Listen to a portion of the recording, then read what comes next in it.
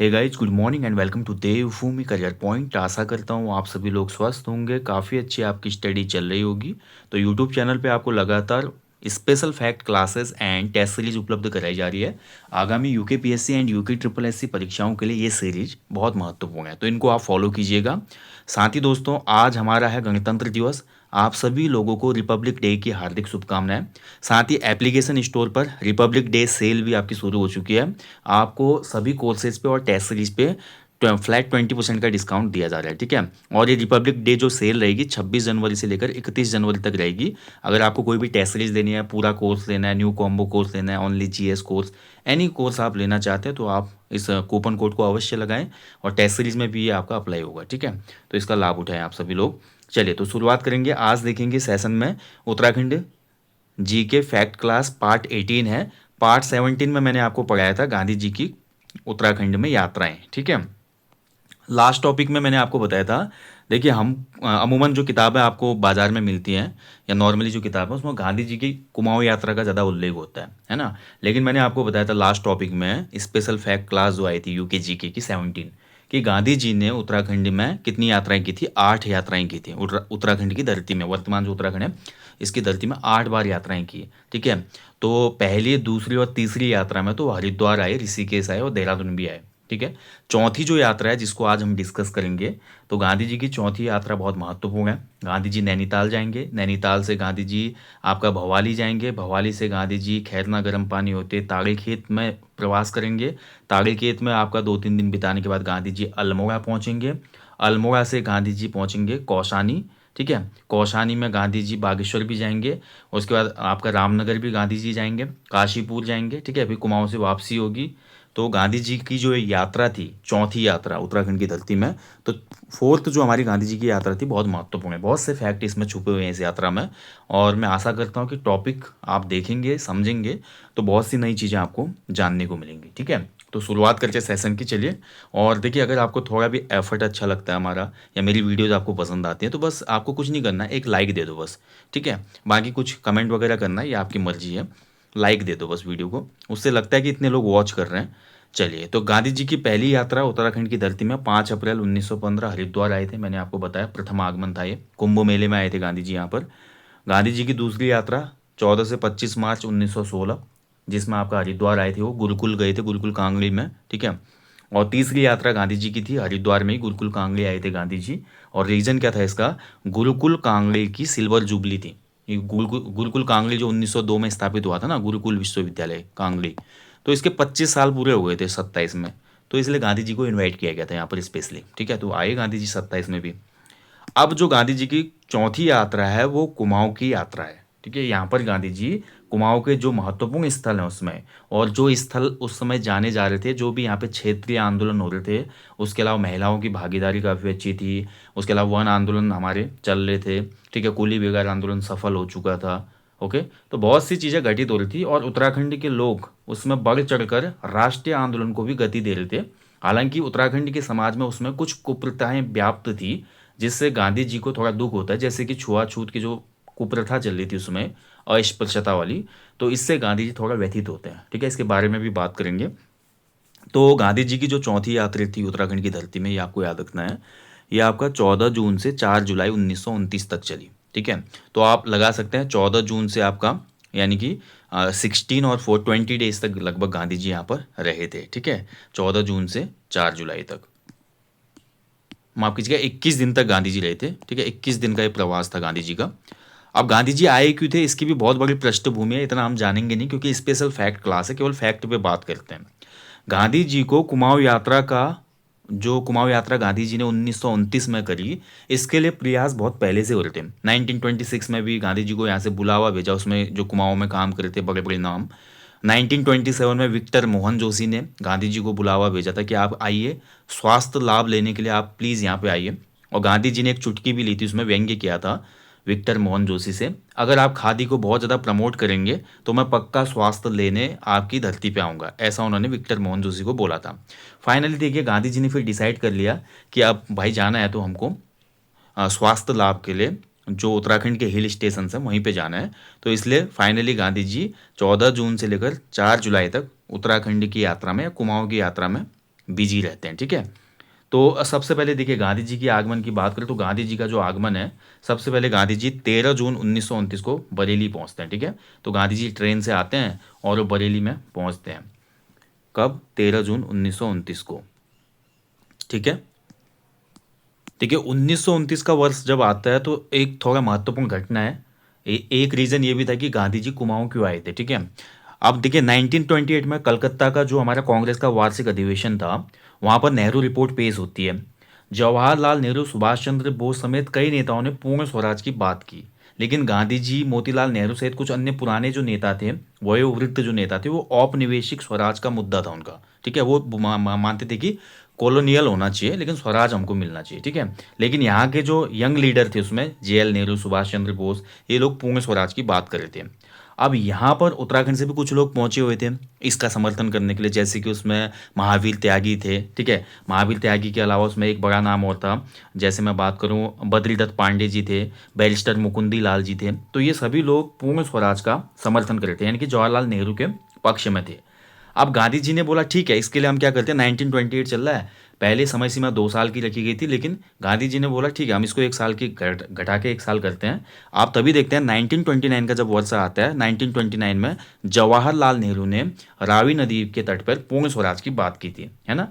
अब गांधी जी देखिए इस दौरान क्या हुआ, गांधी जी ने बोला कि देशवासियों में मैंने अलग जगानी है, कि देशवासियों को जा जाकर मैंने जगाना है, भारत को पूर्ण स्वराज मिलना चाहिए, और इसके लिए क्या होगा, हमको बहुत पैसे की भी आवश्यकता होगी। तो गांधी जी ने उसमें अपनी कुछ यात्राएं की, जैसे कि अप्रैल महीने में 1929 की मैं बात करूँ तो अप्रैल में वो कहाँ गए थे, आंध्र प्रदेश के जो भी एरियाज थे। तो आंध्र प्रदेश का बहुत बड़ा दौरा गांधी जी ने किया, 1.5 महीने तक गांधी जी पैदल चले थे। उन्होंने बहुत से कस्बों में, नगरों में, गाँव में आंध्र प्रदेश के सभाएं की, खादी के नाम पे चंदा इकट्ठा किया, ठीक है। गांधी जी को 60 साल लगभग हो रहे थे। आंध्र प्रदेश की जो उसमें क्लाइमेट था, गर्मी थी, इससे गांधी जी थोड़ा वीक हो गए। तो उसके बाद जैसे गांधी जी वापस आए तो जवाहरलाल नेहरू ने उनको बोला कि आप अब क्या करो, कुमाऊं की यात्रा करो। तो गांधी जी को कुमाऊं यात्रा, ठीक है, गांधी जी को कुमाऊं यात्रा के लिए प्रेरित किसने किया, या कुमाऊं यात्रा करने के लिए किस व्यक्ति ने बोला था, तो ये थे आपके जवाहरलाल नेहरू।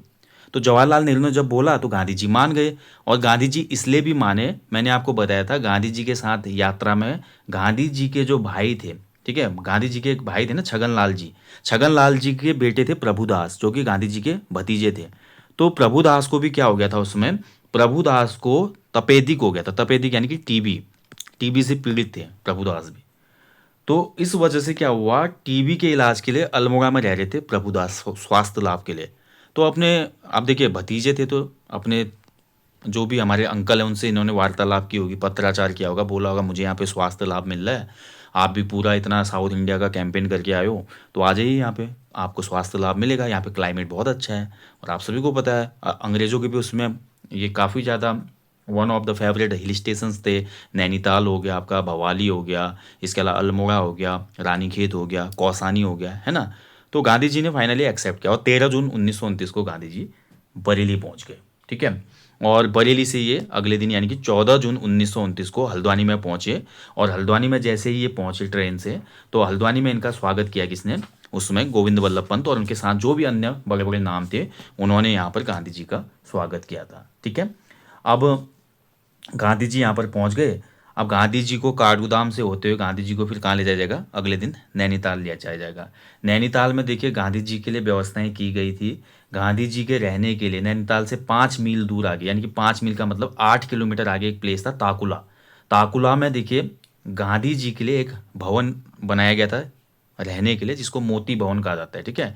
अब ये मोती भवन के जो हमारे ऑनर थे वो कौन थे, मोती भवन के ऑनर थे हमारे उस समय नैनीताल के एक बहुत बड़ा नाम था, जो कि बिजनेस पर्सन थे, गोविंद लाल शाह सलमगढ़िया, ठीक है, हम आगे बात करेंगे। हालांकि नैनीताल जाने से पूर्व गांधी जी को हल्द्वानी में उस समय कुमाऊं मोटर जो एसोसिएशन था, उन्होंने गांधी जी को एक थैली भेंट की। कुमाऊं मोटर एसोसिएशन ने जो ये थैली भेंट की, ठीक है, और कुछ अन्य लोगों ने भी, यहाँ पर हल्द्वानी की जो जनता आई थी उन्होंने गांधी जी को थैली भेंट की। गांधी जी की यात्रा का उद्देश्य एक ये भी था कि लोगों से चंदा इकट्ठा करना। भारतीय जो राष्ट्रीय आंदोलन चल रहा था उसमें जो भी आवश्यकताएं थी उसके लिए पैसे की भी जरूरत थी, बिना पैसे के थोड़ी होता, बिना ढेले के आंदोलन थोड़ी होंगे, है ना। तो गांधी जी को कुमाऊं मोटर एसोसिएशन और जनता के द्वारा लगभग यहाँ पर 1,000 रुपये की थैली प्रदान की गई। ठीक है, अब 1,000 रुपये उसमें बहुत ज़्यादा था, ध्यान रखिए आज से लगभग 100 साल पहले की बात हो रही है। ठीक है, आप 2026 चल रहा है, ये 1929 यानी कि 97 साल पुरानी बात हो रही है, तो उसमें 1,000 रुपये की वैल्यू बहुत ज़्यादा थी। तो गांधी जी को 1,000 रुपये यहाँ पे प्राप्त हो जाते हैं। ठीक है, इसके बाद देखिए गांधी जी, मैंने आपको बताया काठगोदाम से निकलकर गांधी जी ताकुला में रहे थे उस समय, और ये ताकुला जो है नैनीताल से 8 किलोमीटर आगे था। यहाँ पर गोविंद लाल शाह सलमगढ़िया जो थे, इनकी एक कंपनी भी थी उसमें, Govind and company. UK triple S से कुछ भी फैक्ट पूछ लेते हैं, हाँ ये याद रखना, गोविंद एंड कंपनी। क्वेश्चन दूसरे तरीके से बना देगा वो। ठीक है, कि गांधी जी ने नैनीताल में मोती भवन में प्रवास किया था।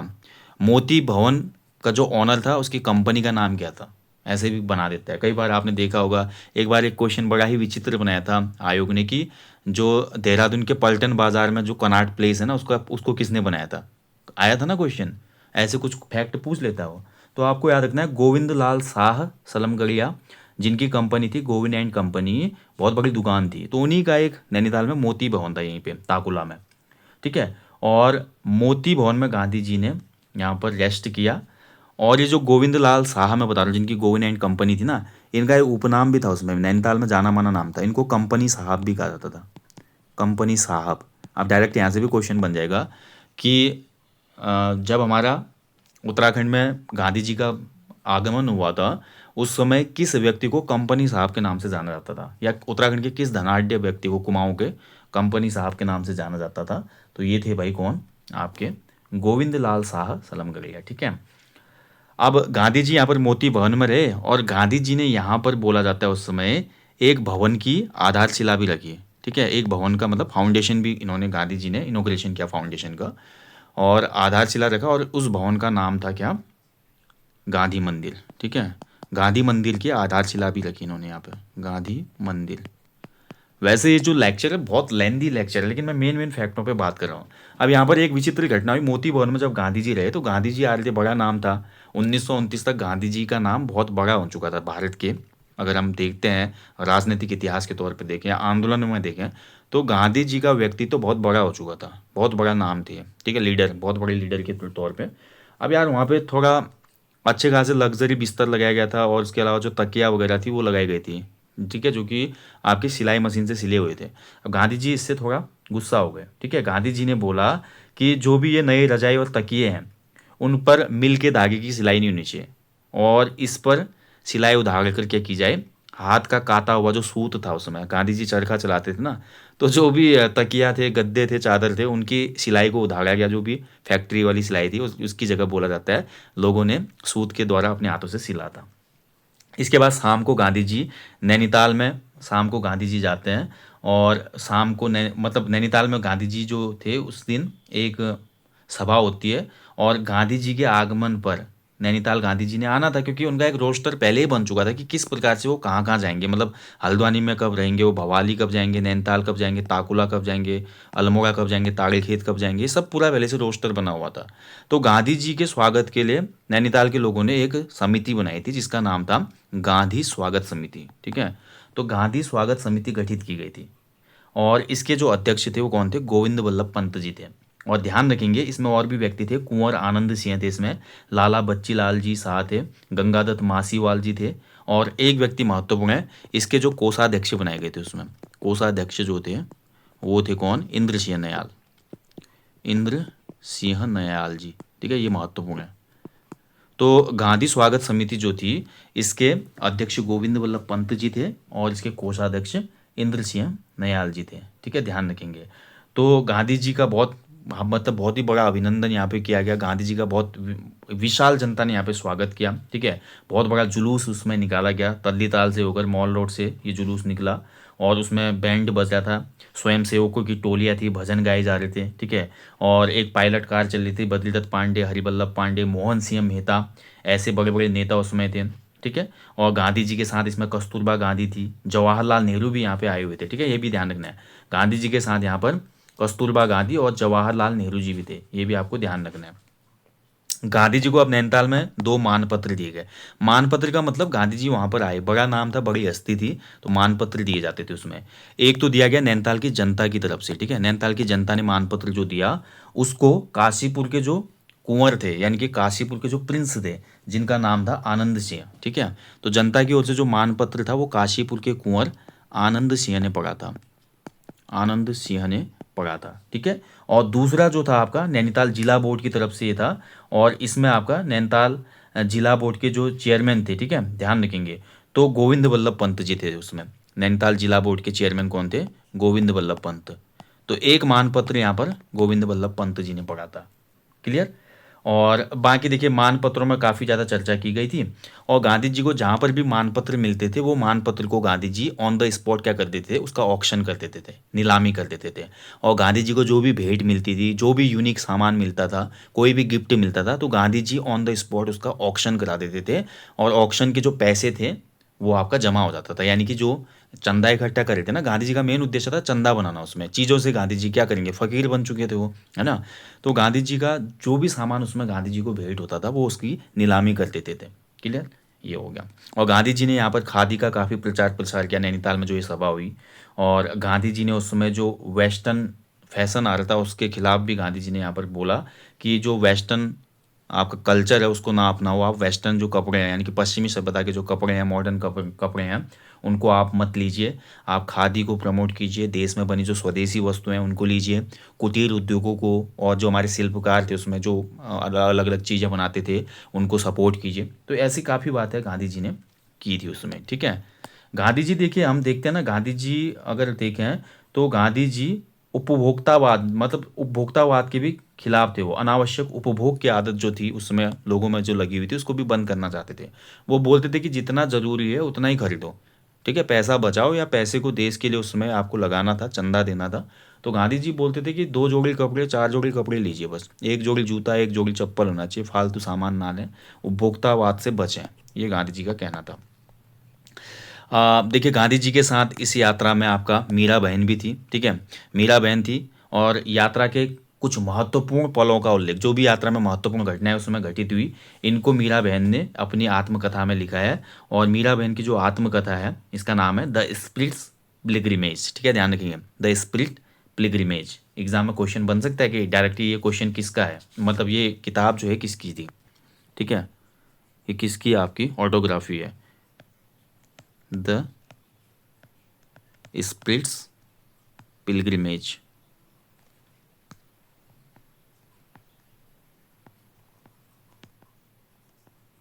ठीक है? तो मीरा बहन ने ये किताब लिखी थी, ध्यान रखेंगे, इनकी आत्मकथा है। मीरा बहन का वास्तविक नाम क्या था ये मैं आपको करा चुका हूँ एमसीक्यूज में, आप कमेंट बॉक्स में बताएंगे मुझे। मीरा बहन का वास्तविक नाम बताइए, ओरिजिनल नेम क्या था? जैसे सरला बहन का वास्तविक नाम कैथरीन हाइलामन या हेलीमन था, तो मीरा बहन का भी एक वास्तविक नाम था, बताइएगा कि क्या था, ठीक है? अब नैनीताल की जो ये सभा हुई, नैनीताल की सभा से उनको 3,000 रुपये की थैली भेंट की गई, और गांधी जी ने ये बोला यहाँ पे कि ये 3,000 रुपये जो आए हैं ये कम है, ठीक है? क्योंकि नैनीताल उसमें पहले से ही, जैसे आज भी आप नैनीताल देखते हैं ना, एक मेन हिल स्टेशन है, बड़े बड़े अमीरों की रहने का स्थान है, वहाँ पे बड़े बड़े धनाढ़ लोग आपको देखने को मिलेंगे।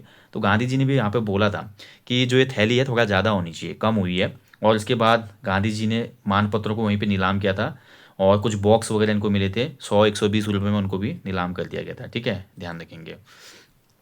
चलिए अगला देखिए, 15 जून को गांधी जी नैनीताल बाजार पहुंचे और बेल्वेडियर मैदान में महिलाओं की एक सभा में भाग ली। तो बेल्वेडियर मैदान में देखिए एक सभा की गई, महिलाओं की सभा थी ये, ठीक है? और इस सभा में उसमें लगभग लगभग 2,000 महिलाएं पहुंची थी, और 2,000 महिलाओं ने 1,200 रुपये की थैली गांधी जी को भेंट की थी। और कई महिलाओं ने तो बोला जाता है कि अपना जेवर और चांदी के सिक्के भी दान कर दिए। लगभग लगभग गांधी जी को बोला जाता है कि यहाँ पर 200 के आसपास ऑर्नामेंट प्राप्त हुए थे, 200 आभूषण, ठीक है? अब गांधी जी ने जब ऐसा देखा तो गांधी जी काफ़ी ज़्यादा इम्प्रेस्ड हुए। गांधी जी ने काफ़ी इम्प्रेस हुए, बोला यार ये कुमाऊँ के लोग देखिए, इतना कठिनाई है इनके सामने, इतना कठिन जीवन जीते हैं, उसके बाद भी देखिए इतने हम्बल हैं, और इतना ज़्यादा इनका बड़ा दिल है कि इतने आभूषण तक इन्होंने दे दिए हैं। तो काफ़ी अच्छा लगा गांधी जी को ऐसा देखकर। उसके बाद गांधी जी नैनीताल से पहुंचते हैं भवाली, ठीक है, दोपहर को उसी दिन। तो दोपहर को गांधी जी भवाली गए, और वहाँ पर भवाली के जो स्थानीय शिल्पकार थे उनसे गांधी जी ने मुलाकात की। यहाँ और जो ये हमारे गांधी जी भवाली में भी इनको 2 मानपत्र दिए गए थे, ठीक है। एक मानपत्र भवाली के लोकल जनता के द्वारा दिया गया, दूसरा जो भवाली में काम करने वाले शिल्पकार थे, कृषक जो थे, उसके अलावा जो भी उस समय स्थानीय कुटीर उद्योग में संलग्न थे, उन लोगों ने दिया, ठीक है। और गांधी जी को यहाँ पर भी 2250 रुपये और 66 आभूषण भेंट किए गए थे उसमें। इतना गांधी जी ने कलेक्शन यहाँ पे किया था। और गांधी जी को यहाँ पर स्थानीय शिल्पकारों की ओर से हाथ से बुना हुआ ऊन का एक सुंदर कालीन भी भेंट किया गया था, है ना। इसके बाद गांधी जी ने 16 जून को भवाली के किंग एडवर्ड ट्यूबरक्लोसिस सैनिटोरियम का दौरा किया, जो आज आप जानते हैं ना भवाली में टीबी सैनिटोरियम है, जिसका नाम भवाली टीबी सैनिटोरियम है। तो यहाँ पर भी गांधी जी ने दौरा किया था, उसमें इसका नाम था किंग एडवर्ड ट्यूबरक्लोसिस या टीबी सैनिटोरियम, ठीक है। यहाँ पर भी गांधी जी को मानपत्र दी गई, थैली दी गई, मतलब पैसों की थैली दी गई, यानी कि यहाँ पे काफ़ी अच्छा कलेक्शन उनका हुआ, है ना। इसके बाद गांधी जी भवाली से गर्म पानी होते हुए निकल जाते हैं आगे, और गांधी जी पहुँचते हैं यहाँ से फिर हमारा ताड़ी खेत। और ताड़ी खेत जाने का गांधी जी का मुख्य उद्देश्य क्या था? तो गांधी जी ताड़ी खेत पहुँचे अल्मोड़ा के। यहाँ पर गांधी जी के आने का मुख्य उद्देश्य प्रेम विद्यालय था, ठीक है, प्रेम विद्यालय। अब प्रेम विद्यालय देखिए 1921 में इसकी स्थापना हुई थी, 1921 में इसकी स्थापना हुई थी। और स्थापना में जो मेन इसमें व्यक्ति थे वो थे भगीरथ पांडे, भगीरथ पांडे, ठीक है। गांधी जी का इस विद्यालय से लगाव क्यों था? लगाव इसलिए था, जब गांधी जी ने असहयोग आंदोलन शुरू किया था, तो असहयोग आंदोलन के दौरान ही एक नेशनल स्कूल के तौर पर इसकी स्थापना हुई थी 1921 में। 1920 से लेकर 1922 तक असहयोग आंदोलन चलता है। और इस विद्यालय में प्रेम विद्यालय या प्रेम विद्यालय सोसाइटी भी थी। प्रेम विद्यालय की जो सोसाइटी थी, इसमें हरगोविंद पंत थे, भगीरथ पांडे जी थे, ठीक है। उसके अलावा अल्मोड़ा के कुछ सार्वजनिक कार्यकर्ता थे। इस स्कूल में कताई, बुनाई, कालीन बनाना, बढ़ईगिरी और अन्य टाइप के जो भी कुटीर उद्योग से संबंधित ट्रेनिंग होती थी वो भी दी जाती थी, है ना। तो इसीलिए गांधी जी को इस विद्यालय से खास लगाव था, प्रेम विद्यालय से। और बाद में जब 1929 का समय आता है, तो उसके बाद आप जानते हैं प्रेम विद्यालय जो था फिर कहीं ना कहीं एक आंदोलन स्थली के रूप में भी विकसित होने लगा था, ठीक है। इसके बाद देखिए 16-17 जून गांधी जी ने ताड़े खेत में ही गुजारा, ताड़े खेत में गुजारा गांधी जी ने। और जहाँ पर जिस जगह पर गांधी जी रहे उसी स्थान को अब गांधी कुटीर कहा जाता है, यानी कि गांधी जी की कुटिया। और 16-17 जून 1929 ताड़े खेत में गुजारने के बाद गांधी जी कहाँ गए थे? 18 जून को अल्मोड़ा गए थे, ठीक है। और गांधी जी जिस कुटिया में ठहरे थे, जिसको गांधी कुटीर कहा जाता है, तो गांधी जी कि इस कुटिया का भी उसमें पूरा जो डेकोरेशन किया था स्थानीय शिल्पकारों ने किया था। उन्होंने ही सजाया वगैरह था यहाँ पे पूरा इस गांधी जी की इस कुटिया को, ठीक है। अगला, इसके बाद गांधी जी अल्मोड़ा पहुँचते हैं। हालांकि ताड़ी खेत में गांधी जी को थोड़ा एक घटना चुभती है। ताड़ी खेत में क्या था, कुमाऊं में क्या हो रही थी, एक कुप्रथा काफ़ी फैल रही थी, जो कि थी आपका चौके भोजन के समय छुआछूत, ठीक है। आप सभी को पता होगा उसमें क्या था कि जो प्रेम विद्यालय था ना, प्रेम विद्यालय में देखिए आपका प्रेम विद्यालय में जो चौकी मतलब जो खाना वाना बनाने वाले थे ना, उसमें सभी उच्च वर्ण के लोगों को रखा गया था। और वहाँ पर हालांकि प्रेम विद्यालय के जो लोग थे वो ये नहीं मानते थे, लेकिन अगर मान लीजिए उसमें अगर निम्न जाति के किसी व्यक्ति को खाना बनाने, चूल्हा चौका करने के लिए रखा जाए, तो प्रेम विद्यालय के जो भी फाउंडर थे उनको ऐसा लगता था कि फिर जो उच्च कुलीन लोग हैं अपने बच्चों को स्कूल भेजना बंद कर देंगे। अब गांधी जी इससे गुस्सा हो गए। गांधी जी ने बोला यार अब तुम नहीं डरने लगोगे फिर आंदोलन कैसे होगा।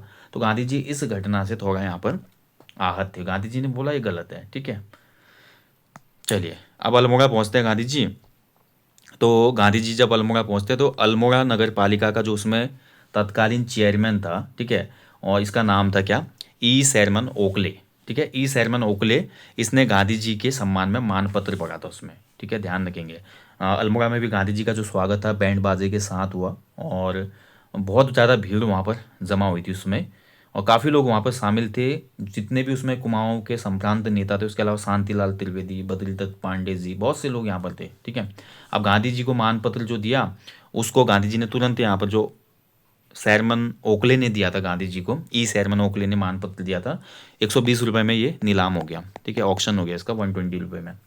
अब यहाँ पर देखिए ये घटना हो गई थी कि गांधी जी जैसे ही सभा को समाप्त करते समय वापस जा रहे थे, तो होता नहीं है जैसे कोई सेलिब्रिटी गांव में आता था पहले, तो लोग गांव के बच्चे उसकी कार के पीछे दौड़ते हैं, तो गांधी जी उसमें बहुत बड़े सेलिब्रिटी से कम थोड़ी थे, तो गांधी जी की कार के पीछे भी लोकल जनता दौड़ने लगी। और इसी भागदौड़ में क्या हुआ, एक लोकल स्थानीय व्यक्ति पदम सिंह वो गांधी जी की कार के नीचे आ गए, यानी कि कार उसके ऊपर से होकर गुजर गई। आनन फानन में फिर उसको हॉस्पिटल ले जाया गया, ठीक है, तुरंत अस्पताल उसको ले जाया गया जहाँ पर इलाज शुरू होता है, ठीक है। और गांधी जी अल्मोड़ा में जो रहते थे, रानी धारा में, अल्मोड़ा में गांधी जी के रहने का इंतजाम जो किया गया था रानी धारा में, एक व्यक्ति थे उसमें हरीशचंद्र जोशी वकील थे वो, उनके कैसल बंगले में किया गया था, ठीक है। अब 19 जून को क्या हुआ आपका, अल्मोड़ा में महिलाओं की एक सभा हुई, और 20 जून को अल्मोड़ा में ही, क्या ये 19 जून की बात है, हाँ ध्यान रखेंगे। और अगले दिन 20 जून को अल्मोड़ा की सार्वजनिक सभा के दौरान गांधी जी को ये पता चला कि पदम सिंह का देहांत हो गया। यानी कि कार कुचला था कार ने 19 तारीख को, 20 जून को अस्पताल में पदम सिंह ने दम तोड़ दिया। तो गांधी जी देखिए बीच में ही सार्वजनिक सभा को स्थगित कर देते हैं। गांधी जी को काफ़ी दुख हुआ था कि उनकी वजह से एक व्यक्ति की जान चली गई, और गांधी जी ने अपने को कोसा था यहाँ पर, और गांधी जी ने बोला था काश मैं पैदल चलता तो ये सब चीज़ें नहीं होती, ठीक है। लेकिन अब देखिए एक फिक्स शेड्यूल था, कोई भी बड़ा लीडर आता है तो शेड्यूल होता है ना, आज भी हम देखते हैं, तो अब ऐसा पॉसिबल नहीं था, नहीं तो काफ़ी दिन हो जाते, और उसमें एक एक दिन कितना महत्वपूर्ण था राष्ट्रीय आंदोलन में, ये आप सभी लोग जानते हैं। तो पदम सिंह के देहांत की खबर जैसे आई, गांधी जी पदम सिंह के घर गए, स्थानीय लोगों ने और गांधी जी ने उनके फैमिली मेम्बरों को बोला कि आपके लिए हम कुछ पैसे की व्यवस्था करते हैं, कुछ चंदा जुटाएंगे, और आपको इतना बड़ा नुकसान हुआ है तो इसकी कुछ भरपाई हम करने के लिए कोशिश करते हैं। लेकिन पदम सिंह के जो परिवार वाले थे ना, उन्होंने गांधी जी को स्पष्ट मना कर दिया, उन्होंने बोला हमको एक भी पैसा नहीं चाहिए, और आप इस धरती में आए और हमारे पुत्र की अगर मृत्यु हुई है तो हम भी इसको एक भारत की क्रांति या भारत का जो आंदोलन चल रहा है उसमें एक शहीद के तौर पर हम देखते हैं कि उसने अपने देश के लिए बलिदान किया। और गांधी जी इससे बहुत प्रभावित हुए, गांधी जी बहुत ही ज़्यादा इससे प्रभावित हुए, बहुत ही ज़्यादा गांधी जी को लगा यार कुमाऊँ के जो लोग हैं, मतलब जो एक हम पढ़ते हैं ना, आधुनिक कुछ कवियों ने भी बोला है, पहाड़ के भीतर पहाड़ आगे पहाड़, पहाड़ के आगे पहाड़ भीतर पहाड़, यानी कि पहाड़ी जो आदमी होता है बहुत मजबूत होता है। और गांधी जी को वो स्पष्ट यहाँ पे दिखा था कि पहाड़ के आदमी ने स्पष्ट बोल दिया कोई बात नहीं, हमारे फैमिली मेम्बर की मृत्यु हो गई है, लेकिन बापूजी आप अपना आशीर्वाद दो, पैसा हमको नहीं चाहिए, ऐसा बोला गया था। और गांधी जी ने इस बात का उल्लेख किया अपनी किताब में, गांधी जी ने लिखा इस बारे में कि पहाड़ के लोग गरीब हैं पर असहाय नहीं, दरिद्र हैं पर उदार भी हैं। तो गांधी जी ने ये स्टेटमेंट दी थी कि पहाड़ का जो गरीब आदमी है ना, आज पहाड़ के जो लोग हैं वो गरीब तो हैं लेकिन वो असहाय नहीं है, ठीक है, और दरिद्र हैं यानी कि गरीब हैं लेकिन उदार भी हैं। हालांकि पदम सिंह का जब फिर उसके बाद पदम सिंह का दाह संस्कार होता है, और गांधी जी की जनसभा जो थी फिर पूर्व कार्यक्रम के आधार पर होती है, लेकिन गांधी जी की आवाज़ बहुत कमज़ोर पड़ गई थी उसमें, ऐसा काफ़ी जगह पे लिखा गया है कि गांधी जी बोल नहीं पा रहे थे, ठीक है। और गांधी जी के भाषण को रिपीट कर रहे थे उसमें कुमाऊं केसरी बद्रीदत्त पांडे जी, दोहरा रहे थे गांधी जी के। और पदम सिंह की मृत्यु पर गांधी जी ने शोक यहाँ पे प्रकट किया, और गांधी जी ने ये भी बोला था यहाँ पे कि मैं खुद को अपराधी मानता हूँ कि मैंने ऐसा किया, मैंने इतने सफ़र किए भारत में लेकिन ऐसा कहीं नहीं हुआ था, और काफ़ी ज़्यादा मैं इससे आहत हुआ हूँ। तो गांधी जी के बारे द्वारा ही बातें बोली गई थी। और ये जो सभा हुई थी अल्मोड़ा के लक्ष्मेश्वर में हुई थी, ठीक है, जहाँ पर ये घटना हुई, लक्ष्मेश्वर, अल्मोड़ा के लक्ष्मेश्वर में ये घटना हुई थी, ध्यान रखेंगे। मतलब ये जो जनसभा थी और ये जो घटना हुई थी यहाँ पे हुई थी, क्लियर, ठीक है। चलिए इसके बाद देखिए, अब गांधी जी ने अल्मोड़ा में जब भाषण दिया ना, तो गांधी जी ने इसके दौरान आपका छुआछूत और नायक प्रथा के खिलाफ काम करने के लिए जो भी स्थानीय नेता थे और जनता थी उसको आह्वान किया। गांधी जी ने बोला कि जो ये छुआछूत की भावना फैली हुई है जनता में, ठीक है, कुप्रथा है ये कि उच्च जाति निम्न जाति और इसके बीच में जो खाई है इसको आप भरो, इस चीज़ को बंद करो।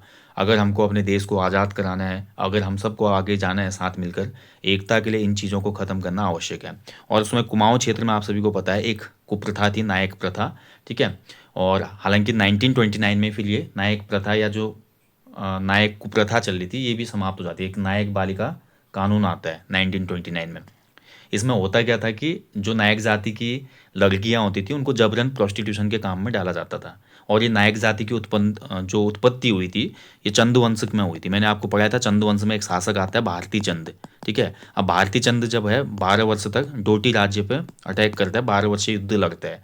उस 12 वर्षीय युद्ध के दौरान भारती चंद के बहुत से सैनिकों के संबंध नेपाल की स्त्रियों से बन जाते हैं, और उनसे उत्पन्न जो संतानें थी, क्योंकि सैनिक तो फिर लड़के वापस आ गए, कुछ मर गए, अब है ही नहीं माँ कौन है पिताजी कौन है, तो ऐसे बच्चों को नायक जाति बोला गया। बाद में इनको प्रोस्टिट्यूशन के काम में डाला जाता था, वेश्यावृत्ति में। तो इसके लिए सबसे पहले नायक बालिका रक्षा कानून या नायक बालिका रक्षा समिति 1919 में ये कुमाऊं के लोग बनाते हैं, और फाइनली इस पर कानून जो बन के आता है 1929 में आता है, और नायक जो कुप्रथा थी उसका अंत हो जाता है, यानी कि इसको फिर इलीगल माना गया अगर कोई ऐसा करता हुआ पाया गया तो। उसको भी सज़ा होती थी, ठीक है। तो ये चीज़ें हुई थी उसमें। इसके बाद देखिए 21 जून 1929 को गांधी जी अल्मोड़ा से कौसानी को प्रस्थान करते हैं, ठीक है। यानी कि अल्मोड़ा से अब गांधी जी कहाँ जाएंगे, कौसानी, कौसानी से बागेश्वर, ठीक है। और क्या क्या कौसानी में घटित होता है, बागेश्वर में क्या होता है, और यहाँ पर गांधी जी की मुलाकात चंद्रसिंह भंडारी से भी होगी। चंद्रशेखर भंडारी और गांधी जी का संवाद भी होगा, ठीक है। और इसी के कुछ टाइम बाद आप देखेंगे, 1 साल बाद पेशावर की घटना होती है। गांधी जी को प्रॉमिस करते हैं चंद्रशेखर भंडारी या चंद्रशेखर गढ़वाली कि जब मेरे को मौका मिलेगा मैं अपने देश के काम आऊँगा। और ये घटना हो जाती है ठीक 1 साल बाद, ठीक है, जिसको हम पेशावर कांड कहते हैं। और गांधी जी ने फिर एक स्टेटमेंट भी दिया था यहाँ पे कि अगर मुझे एक और चंद्रसिंह मिलता तो ये देश कब का आज़ाद हो जाता। चलिए अगले अंक में पढ़ेंगे गांधी जी की कौसानी और बागेश्वर में क्या क्या चीज़ें रही थी। और सेशन काफ़ी लंबा हो गया, मैं चाहता हूँ कि थोड़ा सेशन ठीक ठाक रहे। बहुत लंबा सेशन भी फिर बोरिंग हो जाता है, ठीक है। मिलते हैं दोस्तों अगले सेशन में जहाँ पे जानेंगे। बाकी हमेशा की तरह बोलूँगा यार, अपने जीवन में कम से कम एक पेड़ अवश्य लगाएं और लोगों को भी इसके लिए अवेयर करें। Thank you for watching. अपना ध्यान रखें दोस्तों, अच्छे से मोटिवेटेड होकर पढ़ाई करते रहें और निश्चित लाभ आपको अपनी पढ़ाई का, अपनी मेहनत का एक न एक दिन मिलेगा। थोड़ा समय ऐसा होता है बीच में, वैकेंसी नहीं आती, एग्ज़ाम नहीं होता, डिमोटिवेशन होता है, और लेकिन इस कठिन समय को जो जीत लेता है वो गांधी बन जाता है, ये मान के चलो।